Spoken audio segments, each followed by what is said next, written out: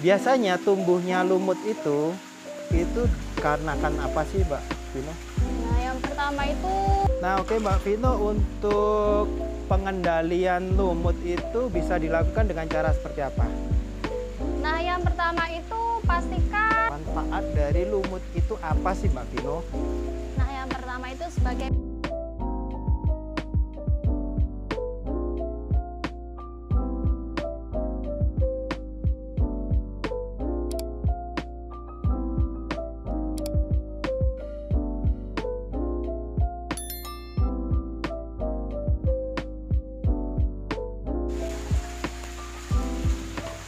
Seribu koi, seribu warna. Apa kabar sahabat pecinta koi semua?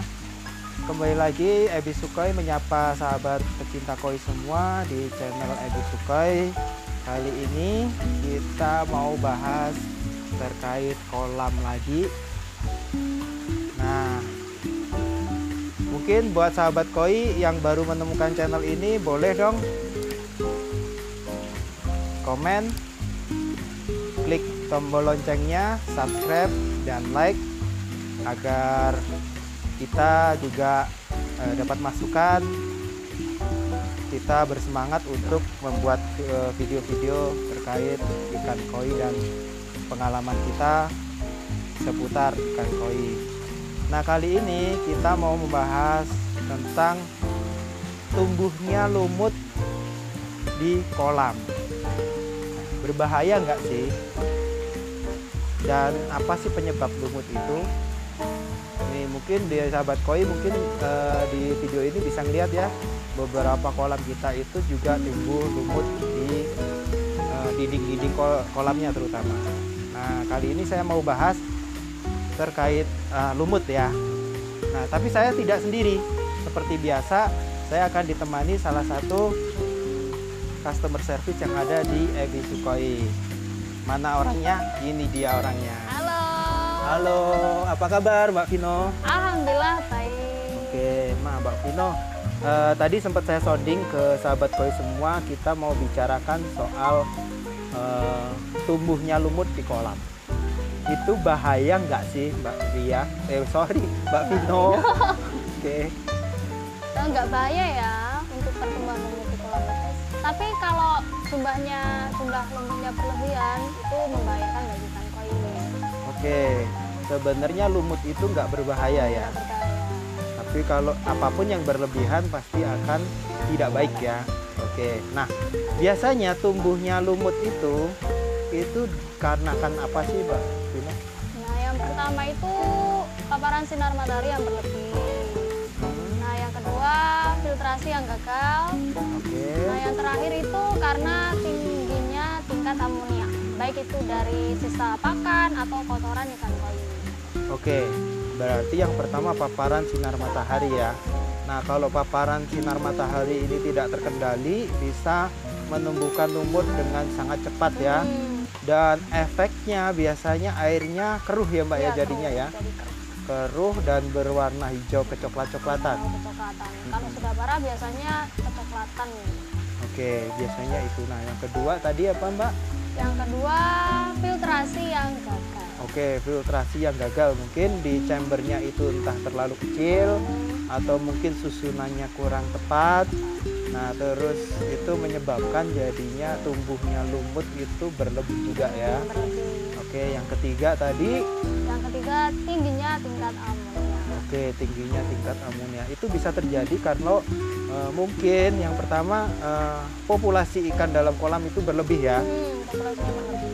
Oke, populasi yang berlebih dan over feeding atau pemberian pakan yang berlebih itu juga bisa menyebabkan lumut atau alga itu tumbuh dengan cepat dan memperkeruh air yang ada di kolam. Nah, oke Mbak Vino, untuk pengendalian lumut itu bisa dilakukan dengan cara seperti apa?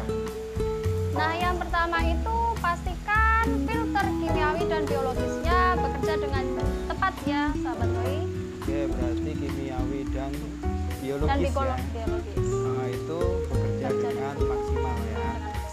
Oke, terus berikutnya?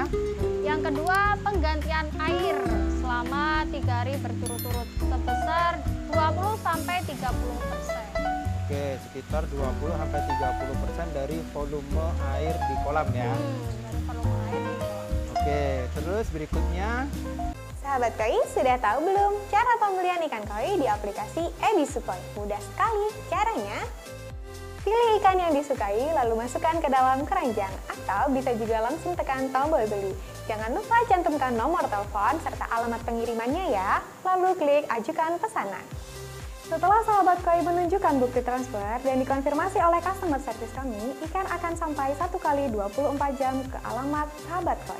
Mudah sekali bukan? Ayo download aplikasinya dan dapatkan kemudahan belanja ikan koi berkualitas di Ebisukoi. Nah, yang berikutnya itu mengurangi paparan sinar matahari. Oke, mengurangi paparan sinar matahari. Jadi kalau bisa kolamnya itu mungkin kayak di Ebisukoi ini ditatasi plastik nipis seperti ini, juga ada yang dikasih paranet juga ya untuk mengurangi paparan sinar matahari. Jadi lumut-lumut yang ada di kolam ini masih terkendali dan aman ya. Nah, manfaat sekarang, manfaat dari lumut itu apa sih Mbak Vino? Nah, yang pertama itu sebagai pakan alami bagi ikan koi. Oke, berarti lumut ini juga bisa berfungsi sebagai pakan alami untuk ikan-ikan koi ya.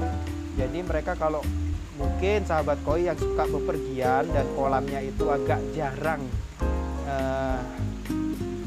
jarang didatengin atau ikannya jarang dikasih makan, ikan koinya bisa mengambil alternatif makan lumut yang ada di kolam ya Mbak Vino ya. Oke, jadi seperti itu. Terus yang berikutnya? Nah, yang kedua itu sebagai penyerap zat amonia. Nah, tapi kalau amoniaknya ini berlebih, otomatis nanti lumutnya juga tumbuh berlebih. Oke, dia bisa menyerap amoniak juga. Tapi kalau amoniak berlebih, akhirnya lumut tumbuh dengan cepat juga.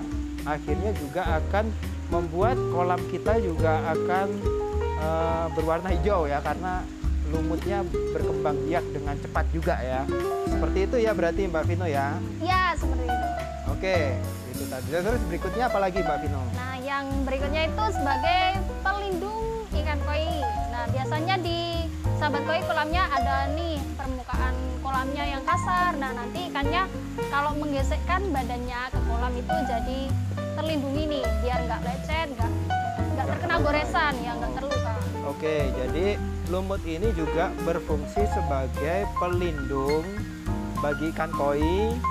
Nah, mungkin di permukaan, nah kalau kolam pet seperti ini mungkin nggak ada benda tajamnya ya, atau mungkin nggak ada bagian-bagian yang tajam dan bisa melukai koi. Cuma kalau sahabat koi punya kolam mungkin yang model natural pond ya, kayak dibentuk ada batu-batuan atau mungkin ada permukaan yang runcing. Kalau ikan koi nabrak atau menggesekkan badannya bisa membuat luka ikan koi. Nah, dengan adanya lumut bisa menutupi permukaan-permukaan yang bisa membahayakan ikan koi. Jadi lumut ini ada plus minusnya, tapi kalau bisa sih jangan terlalu over dan dikendalikan Mbak Vino ya. Iya. Juga kalau bisa jangan dihilangkan juga saat menguras kolam itu, kalau bisa jangan dikerok atau ya. Nah, mungkin juga ini pilihan juga, ada beberapa sahabat koi yang punya kolamnya itu terbuat dari kaca biasanya ya pinggirnya. Nah, itu kalau ada tumbuh lumutnya kurang cantik juga ya. Kurang estetik ya. Jadi mengurangi keestetikan dari kolamnya. Jadi ini pilihan. Tapi kalau untuk pembesaran kayak di Ebisukoi seperti ini, adanya lumut ini kita juga terbantu untuk memberi pakan alami buat ikan-ikan koi yang ada di Ebisukoi seperti ini. Nah, itu tadi pembahasan kita terkait lumut ya. Nah, plus minusnya, baik buruknya lumut seperti itu.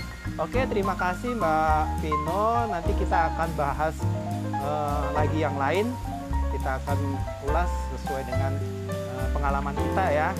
Nah, sahabat koi, seperti itu tadi pembahasan kita terkait dengan lumut, baik buruknya, plus minusnya itu tadi. Nah, bagi sahabat koi yang baru menemukan channel ini, boleh dong like, subscribe, dan tekan tombol loncengnya agar setiap hari mendapatkan info-info dari video Ebisukoi yang kita bagi setiap sore ya, sekitar 16.30 kita bagi video terbaru. Oke, 1000 koi 1000 warna, carikan koi berkualitas di Ebisukai tempatnya.